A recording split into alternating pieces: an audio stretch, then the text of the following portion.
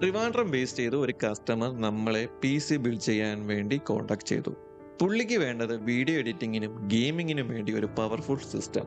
But പുള്ളിക്ക് ഒരു കണ്ടീഷനുണ്ട്. Budget 1 ലക്ഷത്തിനപ്പുറം പോകാൻ പാടില്ല. ഇന്നത്തെ ടൈമിൽ ഒരു പവർഫുൾ സ്പെക് PC ബിൽഡ് ചെയ്താൽ മാർക്കറ്റ് വാല്യൂ വെച്ച് എങ്ങനെ പോയാലും 1 ലക്ഷത്തിനപ്പുറമാവും. സോ നമ്മൾ ഒരു 70,000 രൂപയ്ക്ക് ഒരു കൊട്ടേഷൻ കസ്റ്റമറിന് നൽകി. റേറ്റ് എങ്ങനെ കുറയ്ക്കാൻ സാധിച്ചു എന്നല്ലേ ചോദ്യം. നമ്മൾ ഈ ബിൽഡില് ഫ്രഷ് പാർട്സും അതേപോലെ സെക്കൻഡ്സും കൂടി മിക്സ് ചെയ്താണ് ബിൽഡ് ചെയ്യുന്നത്. സോ നമുക്ക് ബഡ്ജറ്റ് മാക്സിമം കുറയ്ക്കാൻ പറ്റി. PC സ്പെക്കും ബഡ്ജറ്റും കണ്ടപ്പോൾ കസ്റ്റമർ ഹാപ്പിയായി, ഡീലിംഗ് കൺഫേം ആയി. സോ നമുക്ക് ബിൽഡ് സ്റ്റാർട്ട് ചെയ്യാം. ഫസ്റ്റ് നമ്മൾ അൺബോക്സ് ചെയ്യാൻ പോകുന്നത് പവർ സപ്ലൈ ആണ്. എത്ര പവർഫുൾ ആയ സിസ്റ്റം എന്ന് പറഞ്ഞാൽ പോലും നല്ല ഒരു പവർ സപ്ലൈ തന്നെ വേണം. So we choose deep cool PL750D 18+ browns SMBS. ഇതിൽ ലേറ്റസ്റ്റ് ATX 3.1 സ്റ്റാൻഡേർഡിലാണ് വരുന്നത്. എന്ന് വെച്ചാൽ ഹൈ എൻഡ് GPU സപ്പോർട്ട് ചെയ്യും. ക്വാളിറ്റി കണക്ടർ വയേഴ്സ് ആണ് വരുന്നത്. പ്ലസ് 12 വാൾട്ടിന്റെ 6 കേബിളും കൂടി വരുന്നു. 750 വാൾട്ട് ആയതുകൊണ്ട് ഫ്യൂച്ചറിൽ ഗ്രാഫിക്സ് കാർഡ് ചേഞ്ച് ചെയ്താൽ പോലും ഈ ഒരു പവർ സപ്ലൈ റീപ്ലേസ് ചെയ്യേണ്ട ആവശ്യമേ വരുന്നില്ല. സോ നമുക്ക് പവർ സപ്ലൈ കേസിലോട്ട് കണക്ട് ചെയ്യാം. ഈ ബിൽഡ് ചെയ്യുന്നതെല്ലാം നമ്മളെ ബോസ് തന്നെയാണ്. ഞാൻ ജസ്റ്റ് വീഡിയോ മാത്രമേ എടുക്കുന്നുള്ളൂ. ഈ ബിൽഡിനായി ചൂസ് ചെയ്ത ക്യാബിനറ്റ് AMD eSportsന്റെ ക്രിസ്റ്റൽ X7 മിഡ് ടവർ ആണ്. ആൾറെഡി ഈ കേസിൽ 7 RGB ഫാൻ പ്രീ ഇൻസ്റ്റാൾ ആയി വരുന്നുണ്ട്. അതിനെ കൺട്രോൾ ചെയ്യാനുള്ള കൺട്രോളറും അവൈലബിൾ ആയിട്ടുണ്ട്. ഇനി അഡീഷണൽ ഫാൻസ് ആഡ് ചെയ്യാൻ പ്ലാൻ ഉണ്ടെങ്കിൽ നിങ്ങൾക്ക് ഫ്യൂച്ചറിൽ ആഡ് ചെയ്യാം. മാക്സിമം ടോട്ടൽ 10 ഫാൻസ് വരെ ആഡ് ചെയ്യാന്നാണ് കമ്പനി പറയുന്നത്. അത് മാത്രമല്ല, tempered glass side panel, support larger GPUs, modern IO panel with Type-C port. Heating issues ഒന്നും വരില്ല. പ്രോപ്പർ എയർ ഫ്ലോ ഉള്ള ഡിസൈൻ ആണ്. ഇതിന്റെ പ്രൈസ് വരുന്നത് 5,000-നും 7,000-ന്റെ ഇടയിലായിരിക്കും. ഇങ്ങനെ മാറിക്കൊണ്ടിരിക്കും മാർക്കറ്റ് വാല്യൂ അനുസരിച്ച്. So powerful system need powerful board. ബോർഡിൽ പ്രോസസ്സർ അസംബിൾ ചെയ്യുന്നതും അതേപോലെ NVMe കണക്ട് ചെയ്യുന്ന ഷോർട്സ് എടുക്കാൻ ഞാൻ വിട്ടുപോയി. കാരണം ഞാൻ അവിടെ ഷോപ്പിൽ TV ഉണ്ടായിരുന്നു. അതേപോലെ ഗ്രാഫിക്സ് കാർഡിന്റെ കുറച്ച് ഷോർട്സും കൂടി എടുത്തുകൊണ്ടിരുന്നു. സോ നമുക്ക് മെയിൻ കണ്ടന്റിലോട്ട് വരാം. ബോർഡിന് വേണ്ടി നമ്മൾ ചൂസ് ചെയ്ത brand Gigabyte B650 gaming XAX ആണ്. ഇതൊരു AM5 സോക്കറ്റ് ബോർഡാണ്. അതായത് ഫ്യൂച്ചറിൽ അപ്ഗ്രേഡ് ചെയ്യാൻ പ്ലാൻ ഉണ്ടെങ്കിൽ ഈ ബോർഡ് ബെസ്റ്റ് ചോയ്സ് ആണ്. കമ്പനി 5 വർഷത്തെ വാറന്റി പറയുന്നുണ്ട്.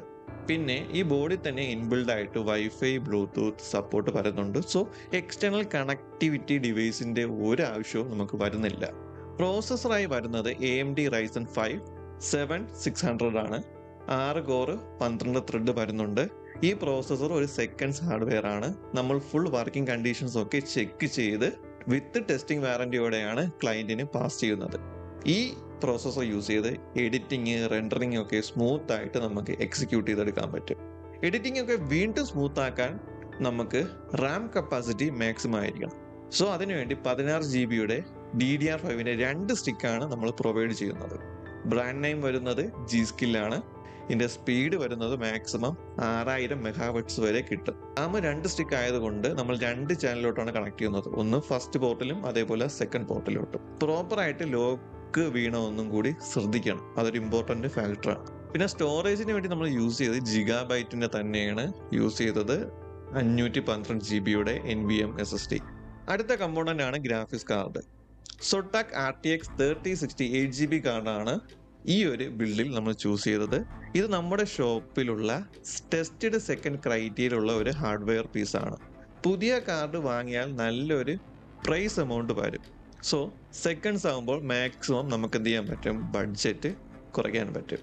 ഇതിൻ്റെ സൈസ് കണ്ട് ഇതിനെ വില കുറച്ച് വെക്കണ്ട. നമുക്ക് സ്ട്രീം ചെയ്യാൻ പറ്റും. അതേപോലെ ഗെയിമിങ് എന്നിവ കാര്യങ്ങളൊക്കെ എല്ലാത്തിലും ബെസ്റ്റ് മോഡലാണ്. മൾട്ടിപ്പിൾ മോണിറ്ററിൽ കണക്ട് ചെയ്യാൻ പറ്റും. അതിൻ്റെ ആവശ്യമായിട്ടുള്ള പോർട്ടും കാര്യങ്ങളെല്ലാം GPU തന്നെ തന്നിട്ടുണ്ട്. പിന്നെ ഗ്രാഫിക്സ് കാർഡ് വെക്കുമ്പോൾ എപ്പോഴും പ്രോപ്പറായിട്ട് ലോക്ക് ആയിട്ടുണ്ടോ എന്ന് നോക്കണം. കേബിളെല്ലാം ലൂസ് ഉണ്ടോ എന്ന് നോക്കണം. ലൂസ് ഉണ്ടെങ്കിൽ പ്രോപ്പറായിട്ട് ടൈറ്റ് ചെയ്യണം. പക്ക ഫിക്സ് ചെയ്ത് വെക്കണം. വെയിറ്റ് ഉണ്ടെങ്കിൽ നമ്മൾ എന്ത് ചെയ്യണം, സപ്പോർട്ട് ചെയ്യുന്ന ഗാഡ്ജറ്റ്സ് ഓൺലൈനിൽ വാങ്ങിയിട്ട് താഴെ കണക്ട് ചെയ്ത് വെക്കുക. ഓക്കെ, പിന്നെ നല്ലൊരു പവർ സപ്ലൈയും കൂടി ആയിരിക്കണം. പവർ സപ്ലൈ ഒക്കെ ഒരു ചാത്തം വാങ്ങി വെച്ച് കഴിഞ്ഞാൽ കാർഡൊക്കെ പെട്ടെന്ന് അടിച്ചു പോകും. അപ്പൊ എന്തായാലും നമ്മൾ ഗ്രാഫിക്സ് കാർഡ് നമ്മുടെ സിസ്റ്റത്തിലുണ്ടെങ്കിൽ എപ്പോഴും കുറച്ച് പൈസ ഇറക്കിയിട്ടെങ്കിലും നമ്മൾ എന്ത് ചെയ്യണം, നല്ലൊരു SMBS വാങ്ങി വെച്ചാലേ പറ്റത്തുള്ളൂ. പലർക്കും സെക്കൻഡ്സ് എടുക്കാൻ പേടിയുണ്ട്. അതൊരു നോർമൽ ആയിട്ടുള്ള കാര്യം തന്നെയാണ്. നമ്മൾ സെക്കൻഡ്സ് വാങ്ങാൻ നേരത്ത് പ്രോപ്പർ ആയിട്ട് ടെസ്റ്റ് ചെയ്ത് അതിന്റെ വർക്കിംഗ് കണ്ടീഷൻസ് എല്ലാം ഉറപ്പ് വരുത്തിയിട്ട് ടെസ്റ്റിംഗ് വാറന്റിയോട് കൂടിയാണ് ക്ലയൻസ് നൽകുന്നത്. അതുകൊണ്ട് ധൈര്യമായിട്ട് ഹാർഡ്വെയർസ് നമ്മളെ കയ്യിൽ നിന്ന് വാങ്ങാം. പിന്നുള്ള പണി ഈ വയറെല്ലാം ഒന്ന് നീറ്റായിട്ട് അറേഞ്ച് ചെയ്യുക, അതിനെല്ലാത്തിനെയും ഗ്രൂപ്പ് ചെയ്ത് കട്ട് ചെയ്ത് പ്രോപ്പറായിട്ട് സെറ്റ് ചെയ്ത് വയ്ക്കുക. കേബിൾ മാനേജ്മെന്റ് പ്രോപ്പർ ആയാൽ മാത്രമേ ലുക്ക് കിട്ടത്തുള്ളൂ. അതേപോലെ പ്രോപ്പറായിട്ട് എയർ ഫ്ലോ അകത്തോട്ട് വരത്തുള്ളൂ, അല്ലെങ്കിൽ എയർ ഫ്ലോയിനത് അഫക്റ്റ് ചെയ്യും.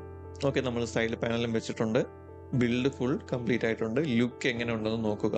ലുക്ക് ഇഷ്ടപ്പെട്ടാൽ നിങ്ങൾ കമന്റ് ചെയ്യുക. അങ്ങനെ ബിൽഡ് കംപ്ലീറ്റ് ആയി. ഇനി ഈ ഹാർഡ്വെയർ പീസ് സേഫായി പാക്ക് ചെയ്ത് കൊറിയർ വഴി അയക്കണം. നിങ്ങൾക്ക് ഇതേപോലെ ബഡ്ജറ്റ് ഫ്രണ്ട്ലി PC ബിൽഡ് ചെയ്യണം എന്നുള്ള ആഗ്രഹം ഉണ്ടെങ്കിൽ ഷോപ്പിന്റെ കോൺടാക്ട് നമ്പർ ഡിസ്ക്രിപ്ഷനിൽ കൊടുത്തിട്ടുണ്ട്. ജസ്റ്റ് കോൾ ഇറ്റ്, അല്ലെങ്കിൽ വാട്സാപ്പിൽ ഒരു മെസ്സേജ് ആയി. അടുത്ത വീഡിയോയിൽ കാണാം. വീഡിയോ ഇഷ്ടപ്പെട്ടാൽ like, comment, share, sub. Video presented by Amal.